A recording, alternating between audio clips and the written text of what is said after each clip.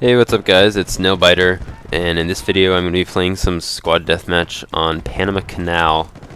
And I will actually say that my team actually lost this game, partially because they weren't that good, but also because if you've ever played squad deathmatch on Panama Canal, you probably know that everybody always goes towards the area where the C flag on the on Conquest would be.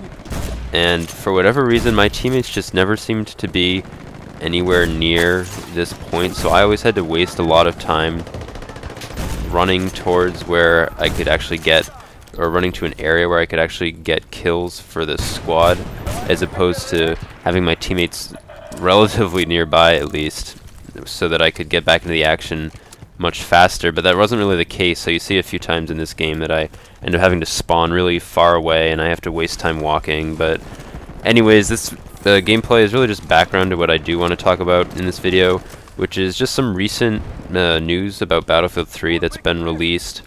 As I'm sure most of you know, the Battlefield 3 beta is going to be available to play, I believe it's next week actually, on the 29th for everybody. For anybody, even if you haven't pre-ordered the game or whatever, you can, I think you can download it off of the website, and then you just need to install Origin on your computer, and you should be able to play it without needing any CD key or anything, which is really nice. And for those of you that got the 2-day early access, that starts on the 27th, so that's next Tuesday, which really isn't that far away. It's pretty exciting, but I'm sure you guys probably seen that already. And what I actually did want to talk about just for a little bit was a recent article that I actually read on IGN.com, and it's actually an interview with one of the game's producers from DICE, whose name I'll probably butcher if I try to pronounce it, but they go over some pretty interesting and informative stuff that I think a lot of people are actually pretty curious about. So, for example, he talks a little bit about mod tools and why they're not going to be supported in the game. And I think he actually gives a pretty valid point. He talks about how releasing mod support for the game would increase the chance or the possibility that people will create hacks for the game. And I mean, obviously people are going to be able to do that anyways, but it makes it a little bit easier for those people out there who are going to try to hack into the game and create cheats. And so he talks a little bit about that, and he also actually doesn't rule out the possibility of having mod tools released in the game later after its initial release. So for those of you who are really unhappy that mod tools aren't going to be available from the game's initial release, I wouldn't rule out the possibility of them being made available later on after the game is released. So I know for me personally, mod tools aren't a huge deal. I think the game will have a pretty good longevity as it is, but I know for a lot of people that's what makes the game fun, and that's what gives the game that longevity. So I mean, I think it's definitely something that if you're curious about mod tools, it's something worth checking out. He also talks a little bit about the move by EA not to make the game available on Steam, and I mean there are a few other topics that they cover. So I mean, it's overall, like I said before, a pretty interesting interview, and so I'll leave a link to that in the description if you're curious. It's not too long. It probably would take about 5 minutes to skim through, so you know, check that out if you're interested.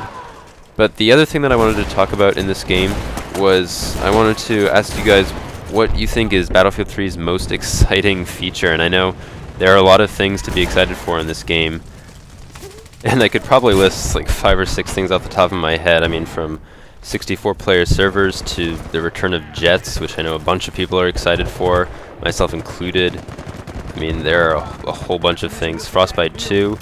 Some of you might be excited about the co-op that they're introducing in the game. So I mean, there's a whole bunch of new features that I think are going to be really awesome, but what I'm actually most excited for is that it's actually an announcement they made pretty recently. In one of the recent battle blogs about all the different game modes that are going to be available upon release for the multiplayer.